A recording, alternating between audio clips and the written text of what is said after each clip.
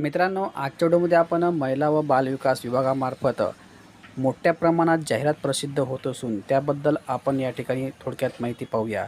या ठिकाणी महिला व बालविकास विभागामार्फत अंगणवाडी सेविकेमध्ये वर्ग अ ते वर्ग ड पर्यंत समावेश आहे। डिटेल माहिती या व्हिडिओमध्ये पाहत असून फॉर्म जर का ऑफलाईन असेल तर ऑफलाईन कसे भरावे आणि फॉर्म जर का ऑनलाईन असेल तर ऑनलाईन फॉर्म कसे भरावे इत्यादी गोष्टी आपल्या चॅनलवर उपलब्ध असते। जर का चॅनलवर नवीन आले असाल तर चॅनलला सबस्क्राईब करून ठेवा, जेणेकरून एखादा व्हिडिओ टाकल्यास त्याची नोटिफिकेशन तुम्हाला मिळावी यासाठी। चला तर जास्त वेळ न घेता व्हिडिओला सुरुवात करूया। मित्रांनो, या ठिकाणी पाहत आहे की महिला व बाल विभागाच्या सक्षमीकरणाला चालना, 23 वर्षानंतर सुधारित आकृतिबंधास मान्यता। म्हणजे महिला व बालविकास विभागच्या ज्या मंत्री आहेत आदिती तटकरे यांनी ट्विट करून सांगितलेले आहे की तब्बल 23 वर्षानंतर हे मोठ्या प्रमाणात या ठिकाणी भरती प्रसिद्ध करण्यात आलेली आहे।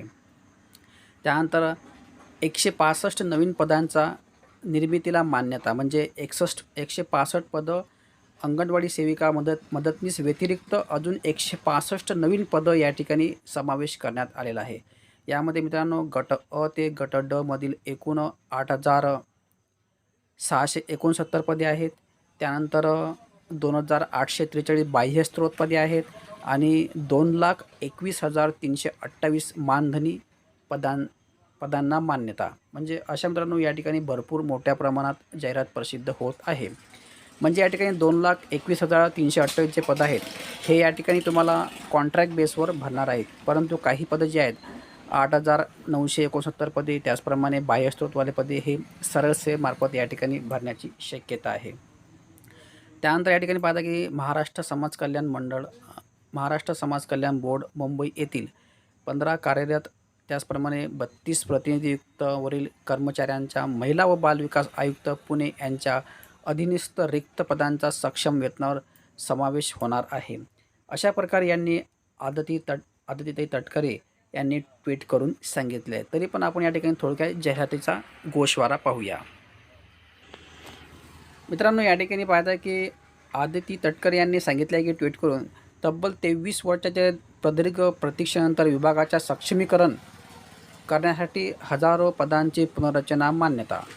अशा प्रकारे या ठिकाणी त्यांनी ट्विट केले असून त्यानंतर समोर त्यांनी म्हटलेलं आहे की महिला व बाल विकास विभागाच्या क्षेत्रीय कार्यालयाच्या सुधारित आकृतिबंध 11 मार्च 2026 रोजी झालेल्या मंत्रिमंडळाच्या बैठकीत मंजुरी देण्यात आलेली आहे। म्हणजे मित्रांनो, यावेळेस 11 मार्च 2026 जे मंत्रिमंडळाची बैठक झालेली आहे त्यामध्ये यांनी हा मोठा निर्णय घेतलेला आहे। त्यानंतर त्या समोर अशा म्हणाला की शासनाच्या याबाबत शासन निर्णय आज निर्गमित करण्यात आला आहे। सन 2003 नंतर म्हणजे तब्बल 23 वर्षानंतर विभागाच्या रचनेत हा मोठा बदल करण्यात आला असून या ऐतिहासिक निर्णयामुळे विभागाच्या कामकाजास मोठी गती मिळणार आहे, अशा प्रकारे त्यांनी ट्विट केलेले आहे। त्यानंतर पुढे अशा म्हणाला की बदलत्या गरजा लक्षात घेता उच्चस्तरीय समितीने प्रस्तावित केलेल्या 165 नवीन पदांचा मंजुरी देण्यात आलेली आहे। म्हणजे मित्रांनो, अंगणवाडी सेविकेमार्फत, त्याचप्रमाणे मदतनीसमार्फत इत्यादी जे जुने पद आहेत त्या व्यतिरिक्त त्यांनी 165 नवीन पदांची मंजुरीसुद्धा या ठिकाणी देण्यात आलेली आहे।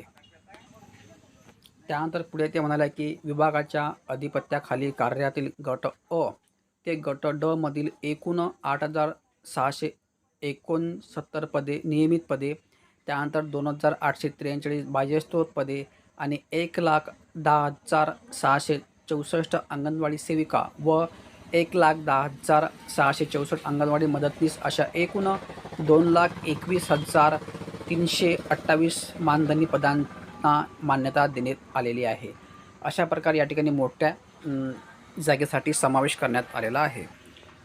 त्यानंतर या ठिकाणी 3 नंबरचा मुद्दा आपण वाचण्याचे प्रयत्न करूया। या ठिकाणी 3 नंबरचा मुद्दा आहे महाराष्ट्र शासन कल्याण बोर्ड मंडळ येथील 15 कार्यरत आणि 32 प्रतिनिधियुक्त कर्मचाऱ्यांचे आता आयुक्त महिला व बाल विकास विभाग पुणे यांच्या अधीनस्थ रिक्त पदांवर समकक्ष वेतनास समायोजन केले जाणार आहे। त्यानंतर त्या पुढे अजून म्हणाला की सन 2003 पासून प्रलंबित असलेल्या हा विषय मार्गी लागल्यामुळे विभागाच्या कामकाजाला अधिक कठीण मिळणार आहे।